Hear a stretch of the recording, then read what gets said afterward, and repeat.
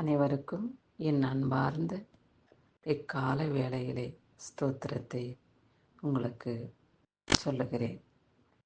இதோ கடந்த இரவு பரியந்தம் கர்த்தர் நம்மை கண்ணின் மணி போல பாதுகாத்து கொண்டார். அயர்ந்த நித்திரையும் கட்டளை கொடுத்தார். இதோ இக்கால வேளையிலே எழுந்து அவரை துதிக்கும்படியான பாக்கியத்தையும் கர்த்தர் நமக்கு தந்துள்ளினபடியினாலே அவரை நன்றியோடு கூட ஸ்தோத்திரிப்போம். இதோ வேத பகுதியை வாசிப்போமா? வேத பகுதியை வாசித்து அதை தியானித்து பாடலையும் பாடி சந்தோஷத்தோடு இந்த நாளை இந்த வாரத்தை கடந்து வருவோம். கிறிஸ்துவுக்கு மகிமை உண்டாகட்டும். வேதத்தை வாசிக்கலாம். கர்த்தாவே, நீர் எங்களுடைய பிதா, நாங்கள் களிமண், நீர் எங்களை உருவாக்குகிறவர், நாங்கள் அனைவரும் உமது கரத்தின் கிரியை என்று ஏசாயா தீர்க்கதரிசி புஸ்தகத்திலே 64வது அதிகாரம் 8வது வசனத்திலே எப்படியாய் சொல்லியுள்ளது. நாம் கர்த்தரிடத்திலே விண்ணப்பிக்கும் வார்த்தை இப்படியாய் இருக்க கர்த்தர் விரும்புகிறார்.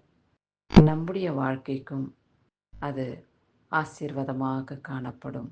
கர்த்தாவே, நீர் எங்களுடைய பிதாவாய் இருக்கிறீர். பிதாவென்றால் தகப்பன். அவர் நமக்கு தகப்பனாய் இருக்கிறார். ஒரு தகப்பன் தன் மகனை உருவாக்குகிறது போல அவர் நம்மை உருவாக்கின தேவன் என்று இந்த படத்தின் மூலமாய், வசனத்தின் மூலமாய் அறிந்து கொள்வோம். அவருடைய கரத்தின் கிரிகளாக நாம் உருவாக்கப்பட்டு இருக்கிறோம். மண்ணை எடுத்து அதை பிசைந்து பண்படுத்தி அதை ஒரு உருவமாக உருவாக்கி அந்த உருவத்துக்குள்ளே, அந்த மண்ணுக்குள்ளே அவருடைய சுவாசத்தை ஊதினார். அதனாலே நாம் உயிர்வாக எழும்பப்பட்டு வாழ்ந்து வருகிறோம் என்பதை நாம் மனதில் கொள்ள வேண்டும். இதோ அவருடைய கரத்தின் கிரிகளினாலே உருவாக்கப்பட்ட நாம் அவருக்கு சாட்சி உள்ளவர்களாக, அவரை மகிமைப்படுத்தக்கூடியவர்களாக, அவருடைய நாமத்துக்கு இதோ பிரயோஜனப்படக்கூடிய ஆத்மாக்களாக நாம் ஜீவிக்கவே இந்த பூமியிலே உருவாக்கப்பட்டோம்.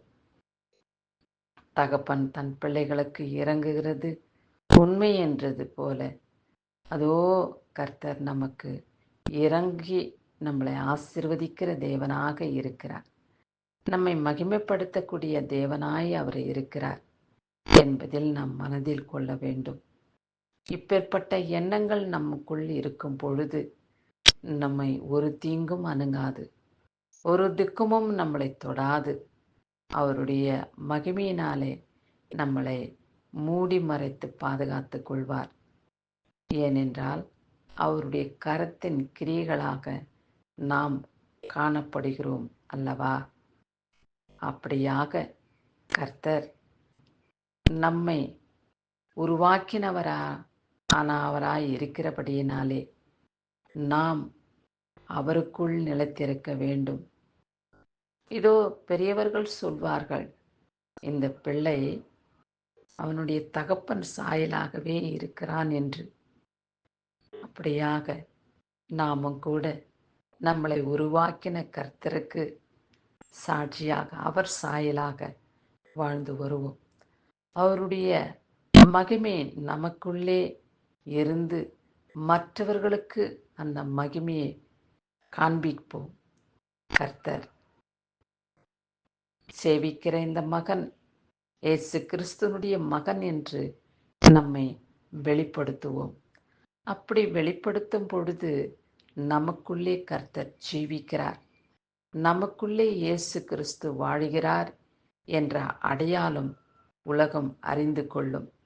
இப்பேற்பட்ட பாக்கியத்தை அடையக்கூடிய ஆத்மாக்களாக, அவருடைய பிள்ளைகளாக நாம் வாழ்ந்து வருவோம்.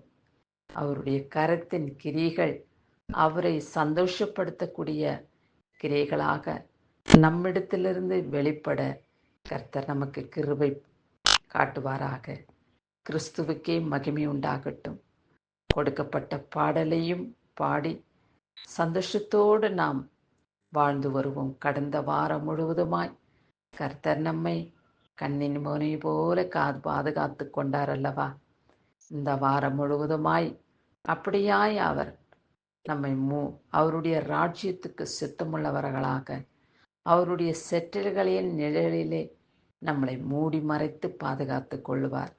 அவருக்கு சாட்சியாக வாழ நாம் எப்பொழுதும் அவருடைய சன்னிதானத்தில் நிலைத்திருப்போம்.